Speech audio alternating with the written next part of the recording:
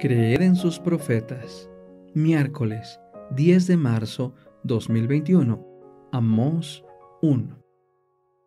Las palabras de Amós, uno de los pastores de Tecoa, sobre lo que vio acerca de Israel en los días de Usías, rey de Judá, y en los días de Jeroboam, hijo de Joás, rey de Israel, 2 años antes del terremoto. Dijo Amós: El Señor ruge desde Sión y da su voz desde Jerusalén. Se enlutan los prados de los pastores y se seca la cumbre del Carmelo. Juicios contra las naciones vecinas.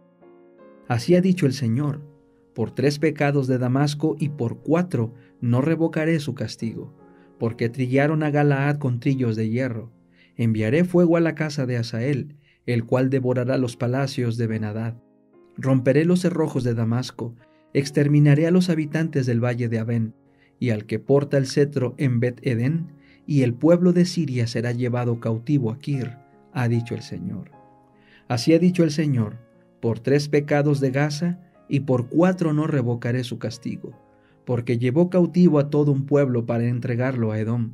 Enviaré fuego al muro de Gaza, el cual devorará sus palacios.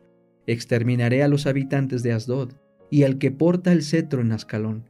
Volveré mi mano contra Ecrón, y perecerán los sobrevivientes de Filistea, ha dicho el Señor Dios. Así ha dicho el Señor: por 3 pecados de Tiro y por 4 no revocaré su castigo, porque entregaron cautivo a todo un pueblo a Edom, y no se acordaron del pacto de sus hermanos. Enviaré fuego al muro de Tiro, el cual devorará sus palacios. Así ha dicho el Señor: por 3 pecados de Edom y por 4 no revocaré su castigo, porque persiguió con espada a su hermano y suprimió su compasión, y porque en su furor siempre ha destrozado y ha guardado continuamente el rencor. Enviaré fuego a Temán, el cual devorará los palacios de Bosra. Así ha dicho el Señor: por 3 pecados de los hijos de Amón y por 4 no revocaré su castigo, porque para ensanchar su territorio reventaron a las mujeres de Galaad que estaban embarazadas. Prenderé fuego en el muro de Rabá, el cual devorará sus palacios, con clamor en el día de la batalla y con tormenta en el día de la tempestad. Su rey irá al cautiverio, él y todos sus principales, ha dicho el Señor. El Ministerio de Curación, capítulo 40. Ayuda en la vida cotidiana. En su amante cuidado e interés por nosotros, muchas veces aquel que nos comprende mejor de lo que nos comprendemos a nosotros mismos, se niega a permitirnos que procuremos con egoísmo la satisfacción de nuestra ambición. No permite que pasemos por alto los deberes sencillos, pero sagrados que tenemos más a mano. Muchas veces, estos deberes entrañan la verdadera preparación indispensable para una obra superior. Muchas veces nuestros planes fracasan para que los de Dios respecto a nosotros tengan éxito. Nunca se nos exige que hagamos un verdadero sacrificio por Dios. Nos pide Él que le cedamos muchas cosas, pero al hacerlo no nos despojamos más que de lo que nos impide avanzar hacia el cielo. Aun cuando nos invita a renunciar a cosas que en sí mismas son buenas, podemos estar seguros de que Dios nos prepara algún bien superior. En la vida futura se aclararán los misterios que aquí nos han preocupado y chasqueado. Veremos que las oraciones que nos parecían desatendidas y las esperanzas defraudadas figuraron entre nuestras mayores bendiciones. Debemos considerar todo deber, por muy humilde que sea, como sagrado por ser parte del servicio de Dios. Nuestra oración cotidiana debería ser: Señor, ayúdame a hacer lo mejor que pueda. Enséñame a hacer mejor mi trabajo. Dame energía y alegría.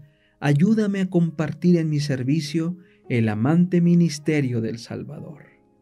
Una lección sacada de la vida de Moisés. Considerad lo que ocurrió a Moisés. La educación que había recibido en Egipto como nieto del rey y presunto heredero del trono fue muy completa. Nada fue descuidado de lo que se pensaba que podía hacerle sabio, según entendían los egipcios la sabiduría.